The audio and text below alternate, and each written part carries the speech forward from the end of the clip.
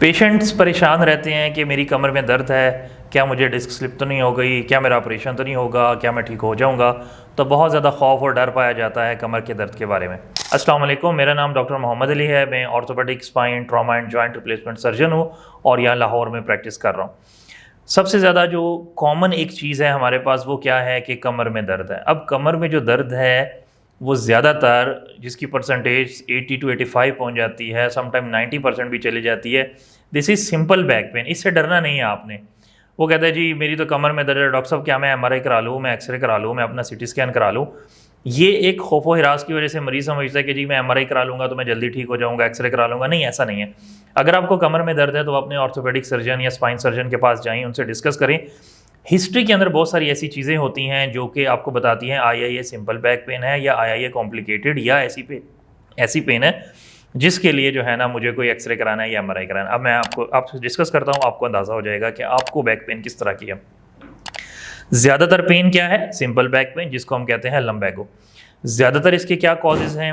आप कुर्सी पे बैठे हैं, आप सीधा नहीं बैठते, आप ऐसे स्लाउच करके बैठते हैं, आप ऐसे टेक लगा के बैठते हैं, मोबाइल ऐसे करके यूज़ करते हैं, कमर में दर्द, कमर से साग और गर्दन में दर्द होती है, पीछे पट्टों में सारी दर्द निकल आती है।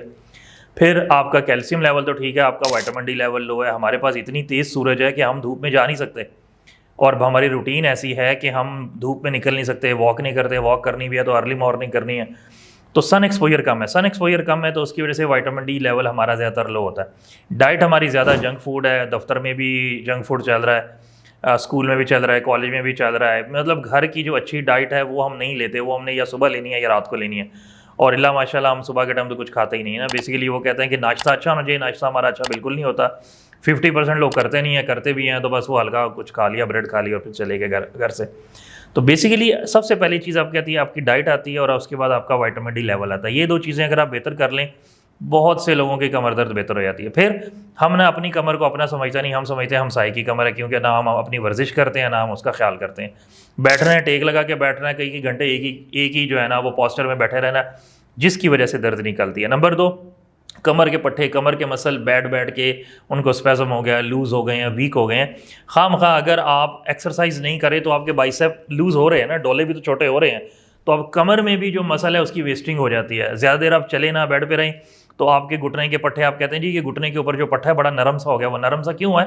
क्योंकि जो है ना वो मसल जो है आपका लूज़ हो गया, मसल वेस्टिंग हो गई। तो कमर के मसल की भी वेस्टिंग हो जाती होती है, जिसकी वजह से दर्द होता है।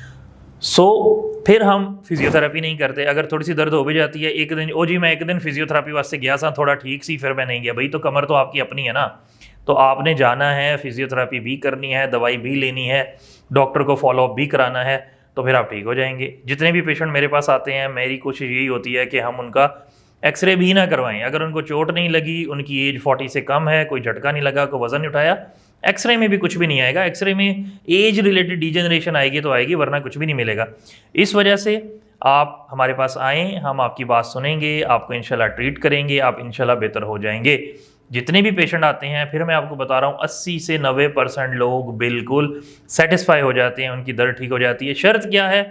नियत कर लें, अच्छे तरीके से बैठेंगे, चेयर अच्छी यूज़ करेंगे, कुशन रखेंगे और जो है ना अच्छी जो है ना वो कैपेशियस जो है वो आपकी अच्छी कंफर्टेबल चेयर होगी।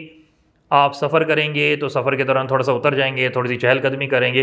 अभी एक बंदा है जो कि 6 घंटे कुर्सी पे बैठता है और कहता है जी 7वें घंटे मेरे कमर में दर्द होती है। तो फिर जी लाजमी है ना, दर्द होनी है, फिर कमर बेचारी क्या करे। तो इस वजह से अगर आप नियत कर लें, अच्छी डाइट लेंगे, विटामिन डी पूरा करेंगे, डॉक्टर की बात पूरी मानेंगे और वर्जिश करेंगे, तो इंशाल्लाह आपको कमर की दर्द तंग नहीं करेगी। बाकी रहेगी 10%, उसके लिए MRI भी ज़रूरी है।